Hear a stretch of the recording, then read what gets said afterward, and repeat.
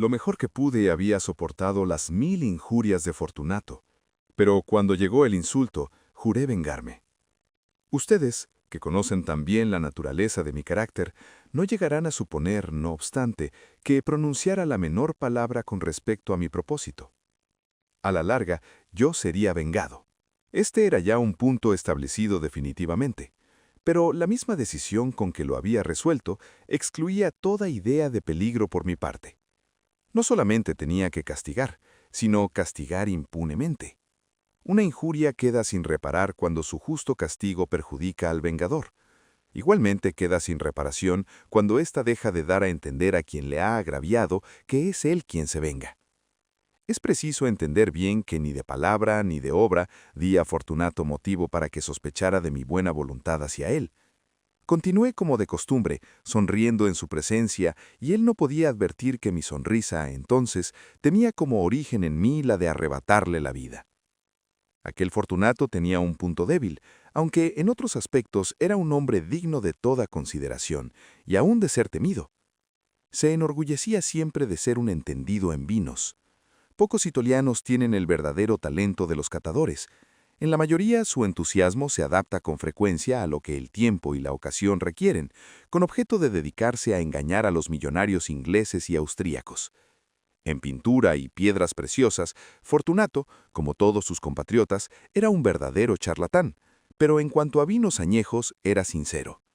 Con respecto a esto, yo no difería extraordinariamente de él. También yo era muy experto en lo que se refiere a vinos italianos y siempre que se me presentaba ocasión, compraba gran cantidad de estos. Una tarde, casi al anochecer, en plena locura del carnaval, encontré a mi amigo. Me acogió con excesiva cordialidad, porque había bebido mucho. El buen hombre estaba disfrazado de payaso. Llevaba un traje muy ceñido, un vestido con listas de colores y coronaba su cabeza con un sombrerillo cónico adornado con cascabeles. Me alegré tanto de verle que creí no haber estrechado jamás su mano como en aquel momento. Querido Fortunato, le dije en tono jovial, este es un encuentro afortunado, pero qué buen aspecto tiene usted hoy. El caso es que he recibido un barril de algo que llaman amontillado, y tengo mis dudas. ¿Cómo?, dijo él. ¿Amontillado? ¿Un barril? Imposible, y en pleno carnaval. Por eso mismo le digo que tengo mis dudas, contesté, e iba a cometer la tontería de pagarlo como si se tratara de un exquisito amontillado, sin consultarle.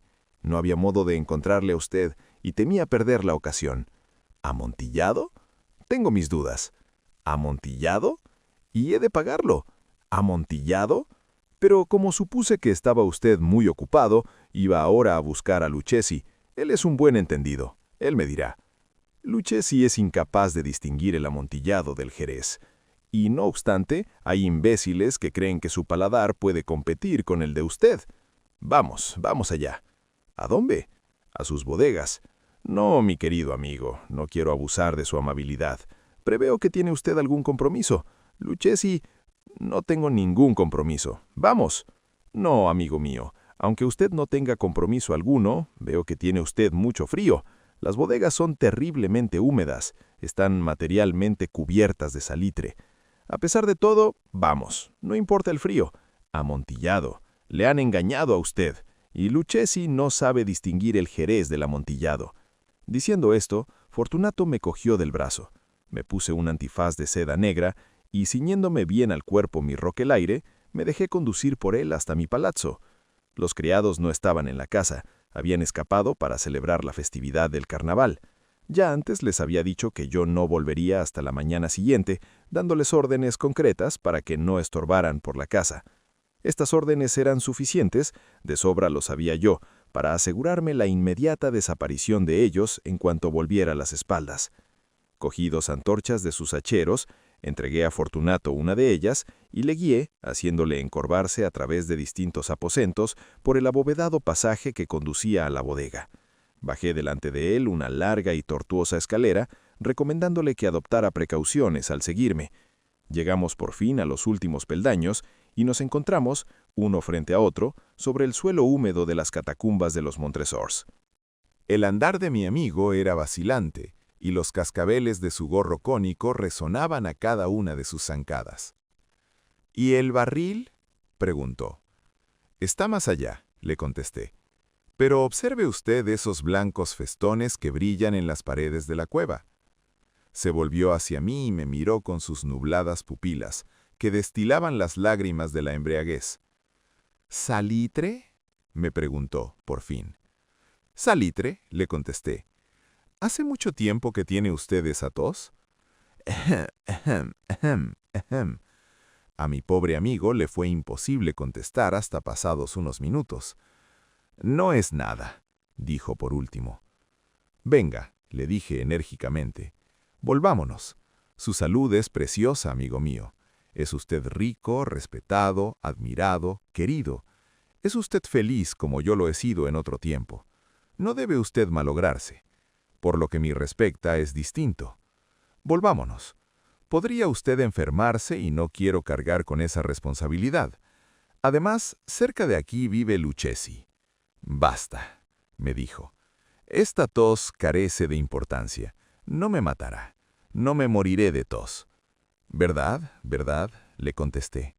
Realmente no era mi intención alarmarle sin motivo, pero debe tomar precauciones.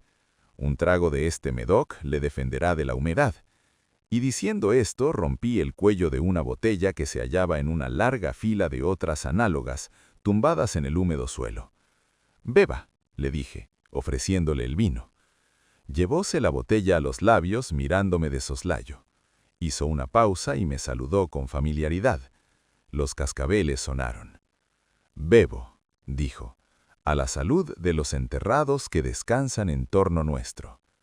Y yo, por la larga vida de usted». De nuevo me cogió de mi brazo y continuamos nuestro camino. «Esas cuevas», me dijo, «son muy vastas». Los Montresor, le contesté, era una grande y numerosa familia. He olvidado cuáles eran sus armas. Un gran pie de oro en campo de azur. El pie aplasta una serpiente rampante cuyos dientes se clavan en el talón. «Muy bien», dijo. Brillaba el vino en sus ojos y retiñían los cascabeles. También se caldeó mi fantasía a causa del Medoc. Por entre las murallas formadas por montones de esqueletos, mezclados con barriles y toneles, llegamos a los más profundos recintos de las catacumbas. Me detuve de nuevo. Esta vez me atreví a coger a Fortunato de un brazo, más arriba del codo. «El salitre», le dije. «Vea usted cómo va aumentando. Como si fuera musgo cuelga de las bóvedas. Ahora estamos bajo el lecho del río. Las gotas de humedad se filtran por entre los huesos. Venga usted, volvamos antes de que sea muy tarde. Esa tos». «No es nada», dijo. «Continuemos. Pero primero echemos otro traguito de Medoc». Rompí un frasco de vino de Grave y se lo ofrecí. Lo vació de un trago. Sus ojos llamearon con ardiente fuego. Se echó a reír y tiró la botella al aire con un ademán que no pude comprender. Le miré sorprendido. Él repitió el movimiento, un movimiento grotesco. «¿No comprende usted?», preguntó. «No», le contesté. «Entonces, ¿no es usted de la hermandad?». «¿Cómo? ¿No pertenece usted a la masonería?». «Sí, sí», dije. «Sí, sí». «¿Usted? Imposible. ¿Un masón?». «¿Un masón?», repliqué. «A ver, un signo», dijo. «Este», le contesté, sacando de debajo de mi roquelaire una paleta de albañil. «Usted bromea», dijo, retrocediendo unos pasos. «Pero en fin, vamos por el amontillado». «Bien», dije, guardando la herramienta bajo la capa y ofreciéndole de nuevo mi brazo. Apoyóse pesadamente en él y seguimos nuestro camino en busca del amontillado. Pasamos por debajo de una serie de bajísimas bóvedas, bajamos, avanzamos luego, descendimos después y llegamos a una profunda cripta, donde la impureza del aire hacía enrojecer más que brillar nuestras antorchas. En lo más apartado de la cripta descubríase otra menos espaciosa. En sus paredes habían sido alineados restos humanos de los que se amontonaban en la cueva de encima de nosotros, tal como en las grandes catacumbas de París. 3 lados de aquella cripta interior estaban también adornados del mismo modo. Del cuarto habían sido retirados los huesos y yacían esparcidos por el suelo, formando en un rincón un montón de cierta altura. Dentro de la pared, que había quedado así descubierta por el desprendimiento de los huesos, veíase todavía otro recinto interior, de unos 4 pies de profundidad y 3 de anchura, y con una altura de 6 o 7. No parecía haber sido construido para un uso determinado, sino que formaba sencillamente un hueco entre 2 de los enormes pilares que servían de apoyo a la bóveda de las catacumbas, y se apoyaba en una de las paredes de granito macizo que la circundaban. En vano, Fortunato, levantando su antorcha casi consumida, trataba de penetrar la profundidad de aquel recinto. La débil luz nos impedía distinguir el fondo. «Adelántese», le dije. «Ahí está el amontillado. Si aquí estuviera Lucchesi». «Es un ignorante», interrumpió mi amigo, avanzando con inseguro paso y seguido inmediatamente por mí. En un momento llegó al fondo del nicho y al hallar interrumpido su paso por la roca, se detuvo atónito y perplejo. Un momento después había yo conseguido encadenarlo al granito. Había en su superficie 2 argollas de hierro, separadas horizontalmente una de otra por unos 2 pies. Rodear su cintura con los eslabones para sujetarlo fue cuestión de pocos segundos. Estaba demasiado aturdido para ofrecerme resistencia. Saqué la llave y retrocedí, saliendo del recinto. «Pase usted la mano por la pared», le dije, «y no podrá menos que sentir el salitre. Está en efecto muy húmeda. Permítame que le ruegue que regrese». «¿No? Entonces no me queda más remedio que abandonarlo, pero debo antes prestarle algunos cuidados que están en mi mano».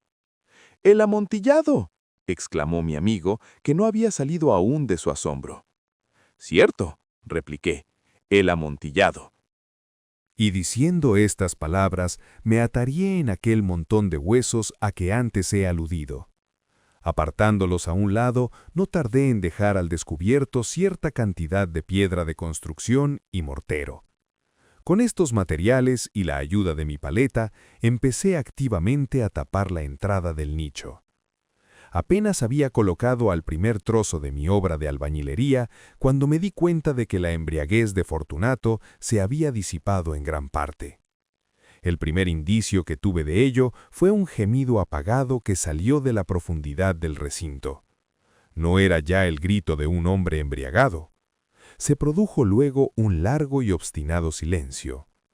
Encima de la primera hilada coloqué la segunda, la tercera y la cuarta, y oí entonces las furiosas sacudidas de la cadena.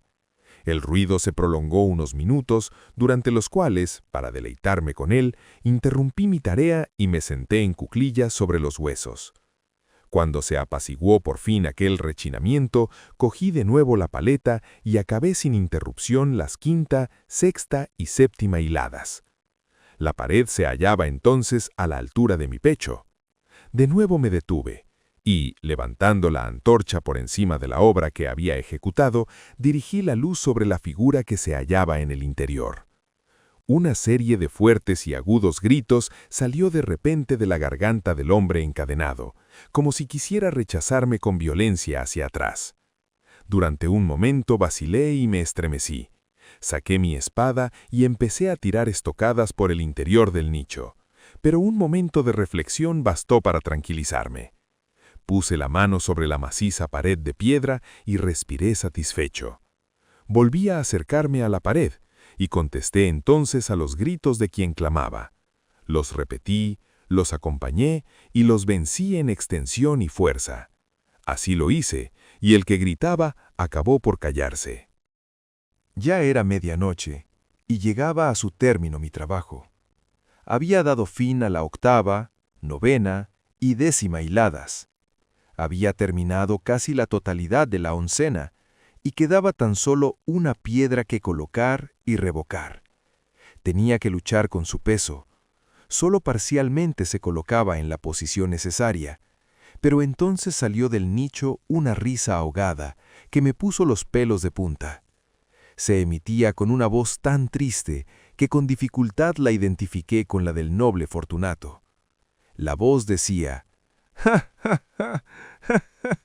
Buena broma, amigo, buena broma. Lo que nos reiremos luego en el palacio. A propósito de nuestro vino. El amontillado, dije. Sí, el amontillado. Pero ¿no se nos hace tarde? ¿No estarán esperándonos en el palacio Lady Fortunato y los demás? ¡Vámonos! Sí, dije, vámonos ya. Por el amor de Dios, Montresor. Sí, dije, por el amor de Dios. En vano me esforcé en obtener respuesta a aquellas palabras. Me impacienté y llamé en alta voz.